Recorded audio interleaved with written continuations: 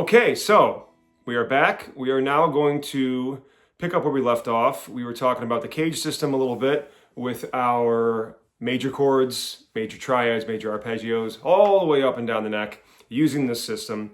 We are now going to do the same thing with minor shapes, all right? So as always, or at least for the time being, until we get a little more complicated down the road, if I do something in C major, I'm gonna do something in its minor counterpart in A minor, all right?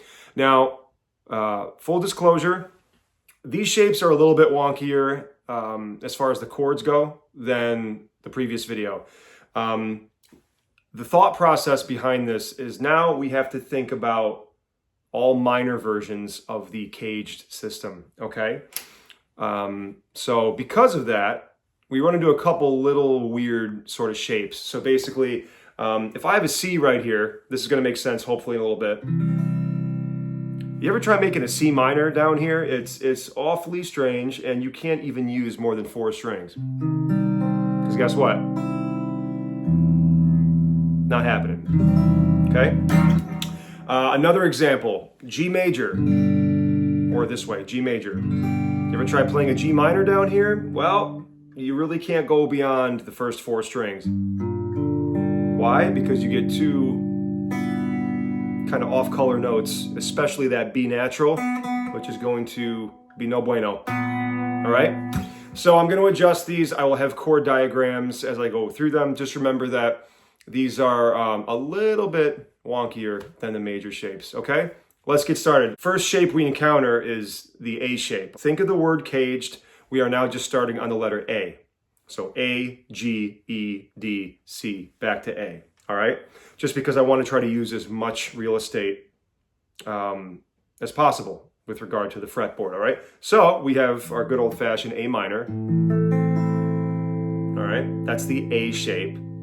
The G shape is next. This one, like I said, is one of the weird ones, so it may not look very recognizable, but you're gonna do something like this, okay? We are now gonna go to a much more comfortable shape, the E shape.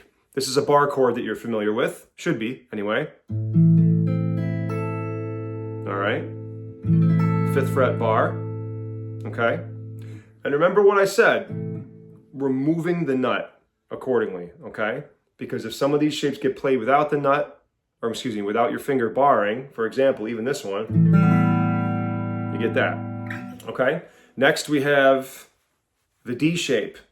This one is also a fairly comfortable one to play. I only bar the top 4 strings, 7th position or 7th fret. That one sounds great, that's a nice one. Okay, and now we're gonna move on to the C shape. The C shape is another really weird one, as I mentioned earlier. So I'm really just gonna show you, well, I'm gonna show you this. Okay, it's this little triad here on the 10th, 9th, and 10th fret of the D, G, and B string. And then if you wanna get the root in there, you gotta reach for the 12th fret, okay?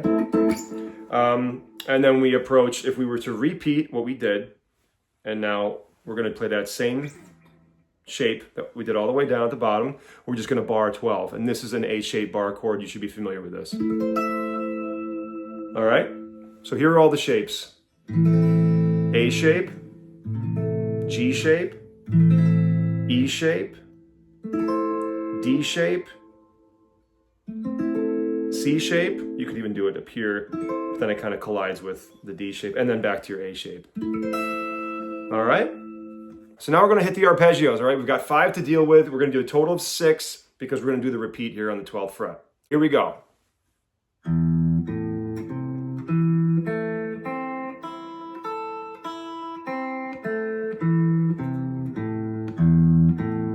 Okay, remember, we always go through the root if the root is not on the lowest string, and then we come back to it, okay? Next one, G shape.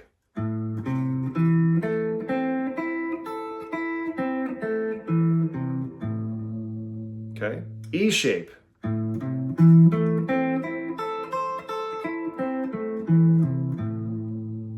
All right, D shape.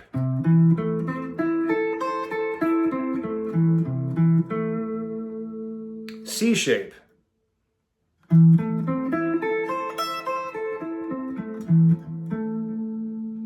And back to the A shape that gets repeated, right?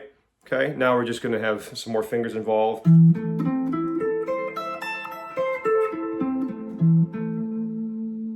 There you have it, all right? We'll do a little recap. I'll play all of them without talking this time. Here we go.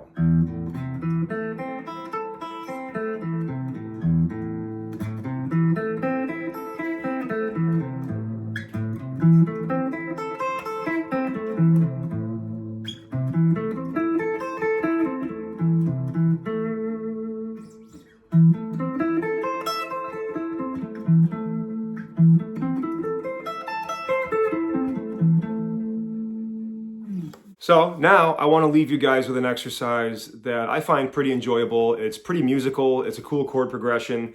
It's going to be utilizing a lot of what we've done thus far in these lessons and a little bit of what we have not done yet. But, you know, I figure that makes it a little bit more interesting and it gives you something to look forward to. Okay, so this is a progression in A minor. It's almost completely arpeggio triad based. I like to pick as many notes as possible because I think it's a great exercise for the right hand, and it's got some good stretches and good jumps for the left hand, all right? So check it out.